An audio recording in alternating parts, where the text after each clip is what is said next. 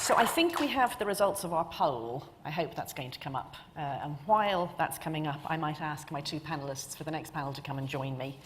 I have Jide Macaulay and I have Justin Bengry. Do you want to come up and sit yourselves down and make yourselves comfortable while we look and see what the results of our poll are? So we asked, should multinational companies advocate for the decriminalisation of homosexuality in countries where they operate? And 68% of people said yes. Okay. Right, so generally we're for. I'm surprised that's actually not higher. Oh well. Sorry, say again? Ah, okay, one's the room. I see. Okay, the room is 95%. All right, then I'm not surprised anymore. Good. All I'm surprised about is not being able to read properly. Good. Okay. Right. Jide, Justin, thanks very much for joining me. So we are going to be talking in this session about, let me see, the origins of discrimination. So this is going to be going back in time. So as we all know, the famous saying is that the past isn't over, it isn't truly past. And so when you don't understand the past, you maybe don't know why you are where you are, and you maybe don't know what you could do to change it. So it's not a small question. Perhaps each of you might like to sort of briefly answer the question how we got where we are with discrimination. Let's start with you, Jide. I think obviously, I mean, history tells us a lot about the origins of criminalization. And I think that if you think about it, 1533, the Bengry Act, you know, made its way into legislations that was then introduced into the Commonwealth, which obviously eventually produced the Penal Code, you know, that many of the former Commonwealth countries, you know, inherited. And of course, from that as well, you know, many other laws are generated. And I think that, you know, the other origin of legal discriminatory laws also came from religion. So people might be surprised that I'm sitting here with a clergy collar on, but again, we have a lot of laws that were developed out of religious understanding and practices, obviously, that then went on to discriminate against the LGBT people. So, yeah. So knowing those two things, I presume, immediately leads you to thoughts about what you might do if you want to change that. Because you're going to have to talk, you're going to do things to do with law, and you're going to do things to do with belief. Yeah. So different strategies, I guess, for both. Well, I mean, the strategies can actually overlap because if you see many of the countries, like my country of origin is Nigeria, and even the church are actually pushing laws in Nigeria to promote legal discriminations against the LGBT community, and that's incredibly painful. And that is why, you know, I believe that the work that Kaleidoscope Trust is doing by creating a platform for advocacy is very, very important. So, of course, the laws are there, and you know, to protect vulnerable citizens, not to further marginalize or criminalize them. And you're a historian. You specifically look at queer history. What would you add to this, you know, obviously very brief description of where the origins of the sort of discriminatory laws lie? And I absolutely agree with excuse me, with Jide, that it's so important to look at state-sponsored homophobia that has a very, very long history in the legislation that's criminalized people for who they love, for who they have sex with, for who their intimate relationships are with. And that it was really, really serious punishments, that until 1861 in this country, men could be executed for homosexual offenses. And to tell that story, and that it's not something also that's just in the very distant past, but in fact, gross indecency remained on the books in this country until 2003. And there continue to be men who were charged and cautioned for offenses through the 1990s, whose job prospects, whose lives are still undermined and affected by those records and by those actions that were taken against them by the state. do you find that people are surprised when you tell them that happened so recently? People are very surprised. I was surprised when I started researching this and saw this myself, and actually started interviewing people and meeting with people and reading testimony that overlapped into the period that I knew London and that I was an adult in London and that I could have seen these things happening with my own eyes had I have been there. So even as an historian, I was surprised by some of this. So other people are shocked. Helen, an extension of that, even though the UK decriminalized after 50 years, the extension of that is what happened in the rest of the Commonwealth. Yes. So in Nigeria, as recent as 2014, introduced what is called the Same-Sex Marriage Prohibition Act, which again stipulates 14-year imprisonment for a gay man. So that's an extension of the British Empire Penal Code. So, I mean, we might end it here in the UK officially, but it still carries on in places like Uganda. You know, Uganda is still debating the anti-homosexual bill. Do you feel that there's a responsibility of the country? I think there's a great responsibility on the British Empire for introducing those laws. And I think that, the whole idea, the question earlier on about who's your neighbor, I think that the UK should take it seriously that there are strong neighbors in the places where there are still laws criminalizing the LGBT people. Yeah. I guess that the Commonwealth does act as at least a talking shop for these issues, or... I think, being a talking shop is not enough. I think there's this time for action. This is time to, they just had the Commonwealth Head of Government meeting. I just wonder, what did you say to the head of the government of Uganda and Nigeria? There should be actually a robust diplomatic conversation about turning around this legislation. And again, it's not a case of the Global North telling the Global South what to do. The Global South are capable of turning this around. One is about listening to the people that are mostly affected, looking at the history of sexuality, throughout the Commonwealth and all these countries, and see that, homosexuality existed in Nigeria long before colonialism and before the missionaries came, to the continent. There's a strange sort of contradiction, isn't there, between what we heard in the last panel, that that there's this narrative that we export human rights, but actually, a historian would say we exported the opposite. I don't know, do people comment on this, or am I incredibly original? You're absolutely right. Of course, part of the It structures... was very tactful there, right, but not original. And part of the structures of colonialism, of course, were to control populations, and doing so through sexuality, and exactly what Jide was saying, with laws that were imposed on populations around the world. And at one point, with Britain being the strongest power in the world, the incredible power to impact lives during the era of colonialism, post-colonialism, and today, these things continue to affect people in life and death ways, exactly as you said. You're right. Yeah. And I think, some of the things that you will hear is that, people in Jamaica, in Nigeria, always refer to England, as a motherland. Seriously. It's just like, because we still have the Church of England in Nigeria, we have the Church of England in South Africa, we have the Church of England in Jamaica. So, and the whole idea is that they're still looking up to the UK, saying, you gave us this law that is the anti-homosexual laws, then why are you changing your mind on it? So at the same time, you can begin to look at the importation of homophobia one way, and the importation and the exploitation of homophobia the other way. Let me give you a quick example. There are many people coming from Africa, from Jamaica, arriving here in the UK, and still have this mentality that homosexuality is wrong, even though it's been completely decriminalized in this country. So they're bringing back a message saying that they want to come back to England to change things to the way that it was before. I don't think I want to go back to those times. I was thinking about how we move forward and begin to also address the abuses back in the continent or around the Commonwealth. So what sort of practical steps can you take if you learn from history, if you understand the roots and the paths by which these laws travelled? What are the sort of 3 things that you might do? And I don't mean you personally, I know you're both doing things, I mean things you can tell other people to do. Well, I think the first thing for me is to do a lot of research and continue to do this research at local level. Get the people on the grassroots to actually talk about their own experiences. I've done a lot of work with faith leaders, particularly Christian religious leaders. Many of them have never met a gay person before. I said, how on earth can you do pastoral care for someone that you don't even know? So I think that the training grounds, for example, for theological candidates, should have these messages going on. The second thing is that you need to talk to families. There are many families that are absolutely 100% accepting of the LGBT members of their family until the government says something or a faith leader says something. And that also impacts the level of advocacy. I think finally for me is lobbying. We need to lobby our politicians, because when many of them are running for political office, they don't say, if you're gay, don't vote for me. They need every single vote. So why then do they now, support legislation that criminalize their own constituency? And Justin, what would your sort of 3 things that people might actually be able to do that are historically informed? Educate yourself. Definitely learn from, it sounds like a cliche, but learn from history. There's a lot to be learned and a lot to be found out that I don't think people are aware of, that the levels of impact on people's lives, both domestically and internationally. I think you can also push for your own governments and companies to amplify the voices of activists and those working for change in all kinds of different contexts. And thirdly, hold governments accountable to follow through on their actions for what they've committed to doing already, what they've said they're doing. This is really important on the issue of what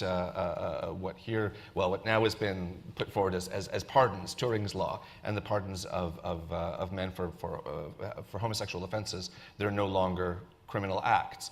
And this has been really problematic because it's been touted as such an incredible, wonderful thing, but when we start digging down a little bit deeper, we see in fact that it's not really impacted many living people at all. There's numbers that are thrown around of tens of thousands of people that have been pardoned, but in fact those are posthumous pardons. And as of March 2017, when I had my last Freedom of Information request, there was, at that point, 113 living men that had been pardoned. So that was out of these tens of thousands that we're hearing about, 113 had actually been pardoned. My research has shown really to find these gay or bisexual or men who had sex with other men who were pardoned is like finding a unicorn. I can't find them. There's so few of them in this country. So was that like basically pinkwash, that pardoning initiative? I think a lot of it is. I think I have a lot of problems with the pardon. I think the pardon is really good publicity. There is, from 2012, the disregard system in which homosexual offences for crimes that are no longer criminal offences can be effectively erased from someone's record. Mm-hmm. And if that's done effectively, that can really provide a useful response and a useful possibility. But the problem there is which crimes are still included. It only includes buggery and gross indecency. Most men would have been charged under solicitation, under laws that still remain on the books in some form or another. I mean, just shows you what a difference there is between this, this very media-friendly campaign, the Turing's Law thing, and I didn't know that even existed, that you could get your record erased. Who here, put your hand up if you did know that. Okay, anyone else who was as ignorant as me? Okay, great. All right, I'm not on my own, that helps.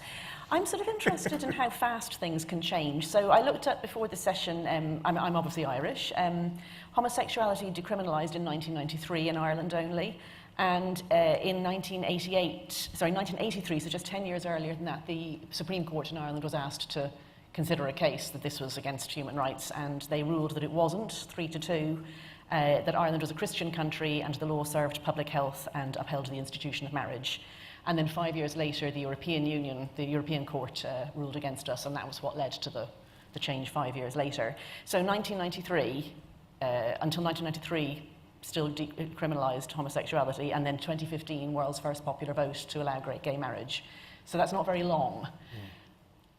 Mm. Have either of you given some thought to what are the things that make the difference between somewhere that things go forward, especially fast, or places that nothing happens or they go backwards? Well, I think public opinion matters. I mean, I think Ireland is a good example of public opinion. They started to change their mind, and and families and friends are saying no, they don't see anything wrong with homosexuality. And I think that we're also looking at a very different generation as well. People have access to information about sexuality. They have the spaces. I mean, I remember, the first time I went to a gay club or something like that, it was almost like a dark room from the door, the front door. There were no windows where you can look in or look out. But things have really changed. I mean, you walk down Soho these days, you can practically look inside every club before you even go and have a drink. But I think that, one of the situations is that, obviously for history to change, we need more changes within the mindset of the people. But that's kind of circular, isn't it? Because, I mean, why does public opinion change? I mean, public opinion change because, the subject is on the headline. I mean, around Africa at the moment, there's a lot of conversation about decriminalizing homosexuality. And the more we talk about it, the more people will listen. And I remember when we had the meeting with the Commonwealth office here in London, the head of the Human Rights section said, just keep on putting this issue in the headlines. As long as it's in the headline, people are going to pay attention and listen. And I think that the more we talk about it, the more people are beginning to pay attention. And is there a big generational difference there, as there certainly was in Ireland? There is a big generational difference. I mean, there's a lot of Africans that still believe that homosexuality is wrong. The young generation are absolutely changing their mind, as quickly as we can. Yeah. And I think we can actually look at social media and the access to information around that. I mean, all this poll that you're putting out as well. People are putting out polls, around the world. I mean, Nigeria put a poll out in 2013 asking I don't know who they were asking. They were asking if the Nigerian government should criminalize homosexuality. Pew report came back saying 98% of Nigerians support, criminalization of homosexuality. I said, who the hell are you speaking to? Oh, excuse me, I just saw. But I think the reality is that when you then ask a different section of the society, like university students and the younger generation, they actually say, well, I've got gay friends, it doesn't bother me. Yeah. And those are the people that we should be listening to. I mean, my totally unscientific opinion from Ireland was that the very act of having this vote was part of what shifted opinion, because younger people, I mean, I know my brothers and sisters did, talk to parents and said, look, come on, this isn't okay. And hopefully bullied them into listening. Justin, have you got any sort of comparative thoughts about different countries that have gone on different trajectories and what made a difference? Or indeed anything else? I was going to say, my background really is British history, so Right. so Jide is much more the expert on the international component of things. Of course, as an historian, I'm torn between the idea of the long game and things Yes. taking quite a long time to change, with them being confronted with the reality of often sudden change. That some kind of catalyst, like the referendum, or like someone in a position of leadership that really takes a risk and puts forward that as an agenda item, whether they're in the government, whether they're in business, whether they're in the church, and that having a real impact and bringing something as a point of discussion and dialogue where maybe things are brewing under the surface for quite a long time, but actually having something that coalesces opinion one way or another, but brings people to actually be forced to confront the issue and talk about it and make decisions about it, can have real impact. Do you think that things like, the first gay kiss on Brookside make a difference? I think popular culture can have a really interesting impact. I'm very disappointed that you didn't just say yes. Be so easy. Again, it's really interesting to think about which areas of society and culture are more impactful. And maybe sometimes we want to talk about high culture and say it's the state and everything else, but soap operas have this incredibly large audience, and we shouldn't discount the impact of something like that. I mean, I do a lot of research on the tabloids in the 50s as well. And the tabloids the British tabloids were the most read publications in the world. Yeah. And some of them were horrifically homophobic and horrifically vitriolic. And then some of them started saying, well, hold on a minute, we actually have a more progressive position to take. To some extent, they were responding to seeing public opinion was changing, and they didn't want to be left behind because there was money involved. And to some extent, the leaders there also said, actually, we're not on the right side of history anymore. Or, well, we weren't before, and now we want to be changing our position. But the tabloids, of course, then had such incredible power because of the volume of their circulations that when they took positions, sometimes because they wanted to take a position against the government, people listened in a way that might not have come from the broadsheets and the papers of note and record. I presume there's a sort of snowball effect that maybe things sometimes start, one tabloid editor who has a gay son or something like that. I mean, is that kind of like the great man theory of history and it's just rubbish? Or is it true that it can be individuals like that who make a big difference when you look back? I think individuals can make a difference. Yeah. I mean, against these catalysts, and if it's something small that does snowball into someone taking real action and standing up and being heard, that can have impact. And it can be these interesting small things, like maybe someone did have a gay or lesbian child, or I mean, all kinds of reasons. Yeah. Like I said, with the tabloids, it was sometimes less noble that they were against the positions of the then conservative government. So sometimes it was a little bit not out of the best progressive politics to take that position, but it got some of the job done. I think, for us, maybe in Africa, and the work that Kaleidoscope Trust has done is actually to highlight. You want to just tell us a bit about the work, actually, of the Trust? Oh, we're saying with the work you do. Just give us a Thank you so much. I mean, Kaleidoscope Trust is actually an advocacy platform for the LGBT community within the Commonwealth. So, they support activists within the Commonwealth to approach their government, both at home and abroad, to raise the issue of decriminalizing homosexuality. And, so we work with, diplomats and politicians, and even some of the former head of states, like the former head of state of Mozambique and Botswana, are all now on the pro-gay campaign. So again, this is part of the work that they're doing. Mm-hmm. So, I mean, the point I also wanted to make is around about visibility. I think that, most of the activities within the Commonwealth has been, either demonized or have been said to have been influenced by the views of the global North. So we're actually doing our best to turn it around. During the Commonwealth Head of Government, more than 45 activists from around the Commonwealth, came to London, under the hospitality of the Kaleidoscope Trust, to, lobby the government, meet with the government, and, try to, convince the government to actually vote or make statements to support the LGBT community. So that's actually one of the things we do at Kaleidoscope Trust. People who aren't African, aren't living in Africa, aren't connected in any particular way with Africa, are we able to be helpful, or do you think absolutely? Is there a risk that you look like you're feeding into this? Oh, this is No, I think we've gone past the time where people are beginning to say we're being influenced by the global north. I mean, honestly, the information is there. We have a wealth of library information online, and I don't want us to get into this idea about the shade. A white person in Africa can't talk about homosexuality. Yes, you can. That's the whole idea. I think if you go back to the question of who's your neighbor, our neighbors are actually quite global, and if something is quite wrong somewhere, someone's got to say something or actually do something in terms of their action. But I think we also need to be mindful, to communicate with the people that are mostly affected as well. How do you want us to go about a particular subject? I mean, I am an activist, I'm from Nigeria, and every time they report a news in Africa, they always start by saying that, I'm being influenced by the Europeans, I think like the Europeans. No, I don't think. I just think I'm a free and a happy gay man, so. Can I ask each of you one question before I open it up to the floor, which is that, you can answer both, or you can just pick one of them. If there's one thing that makes you feel optimistic or pessimistic at the moment, what is it? What makes me optimistic is actually the people. The fact that there's a lot of young LGBT people around the world in the hostile regions that are coming out, no questions asked. They're ready, to live their life. I'm actually kind of pessimistic because I think that our government are taking too much liberty against the freedom of people.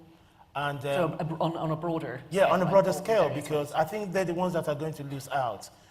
I feel really, really angry when the president of Kenya, for example, you can just see his body language and his face, just the interview he did when they were asking him about decriminalizing homosexuality during the Commonwealth. I mean, he was dismissive, that this is not our culture. I mean, Justin can tell you, even in British history, that homosexuality has been part of many cultures, even before religion and politics. Of course. Justin, optimistic, pessimistic, both?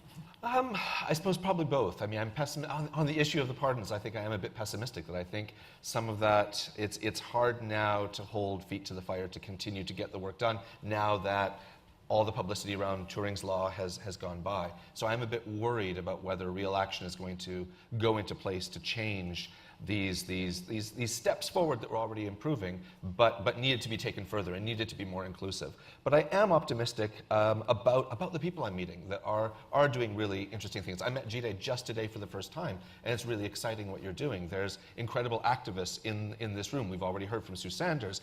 Ellie Barnes is here. They're doing amazing work for education.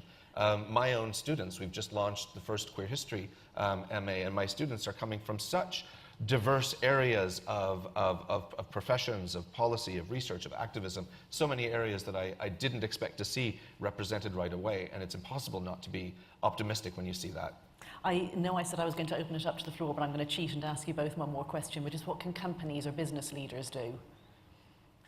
I think that, companies that find themselves in the hostile region should really open up this conversation, work with the local people. What do they want?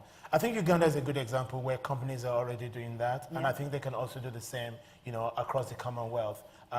Be intense, be direct, I've been to Uganda twice during the Gay Pride, and I've seen how companies work with the local LGBT community. We can do more. Okay. Justin? I think companies can provide leadership. Obviously, there's incredible power in capitalism, in major corporations in this room, but I also wouldn't want to see that completely obliterate grassroots activism and hard work that's being done on the ground. So it's important to balance that with a real commitment to amplifying voices of people that are on site, on location, and doing the struggle themselves. Okay. I have some questions come in, but any questions in the room? I have two here, so I'll take both the questions directly after each other. Perfect, thanks. Sandy Downs, I'm from Team Spirit, LGBT leaders, mix of both. We heard earlier from Gina Miller about social media kind of being a platform for hate and amplifying discriminatory voices, but at the same time, in Australia, for example, I think social media was a catalyst for the yes vote. Today, repeal the 8th is trending. Where do you see social media as a vehicle in terms of discriminatory voices, but also as a vehicle for activism? So hold that thought, both of you, and we'll take the other question as well. So, considering that we're discussing the role of the UK globally, and especially, the role of UK history, we just had a royal wedding in which the issue of racial diversity and discrimination was raised quite prominently, and brought this issue up to many global headlines around the world. So, I'm curious what is and could be and has been, I guess, the role of the monarchy. So on the social media one, we actually do have a session this afternoon that's going to look directly at that. So maybe a short answer. Yeah. Answer? Okay. I think social media plays a great role in activism. I remember in 2016, I was in Uganda for the Gay Pride, and we had a shutdown by the police. Social media was our bailout because we were able to tweet. We were able to tweet and send messages out whilst we were still within the premises, overshadowed by police officers. I think the royal wedding is amazing. I just love that wedding for many reasons. and if anyone didn't listen to Michael Corey's sermon, it was a sermon on social justice. So again, there's an opportunity to address some of the issues that we're all facing on a global basis. Yeah. Justin, do you want to add anything? Social media is just the terrain today. It's impossible not to engage with social media, and activism is in that same world that we're existing in. And the same is true for historical initiatives. All of my work now, if it's anything that's not actively teaching based, has to include social media as part of it. And as for the monarchy, again, these are people that have a profile, whether we like it or not, and whether we're monarchists or Republicans. But they have a profile and a stage and a platform. And I suppose it's been interesting when Prince William was on the cover of Gay Times. I've got a student actually working on researching the implications of that and what that means. So maybe I'll get back to you after I've read the dissertation. So one of the questions that came in is, should public opinion be taken into account when it comes to human rights? What would have happened if Ireland had voted no? I think that's a really excellent question, and we have no choice but to do it as a referendum because we have a constitution that stated that marriage was between a man and a woman, and our constitution says we can only change our constitution with referendums. The result is that we're reasonably good at doing referendums. We're used to it.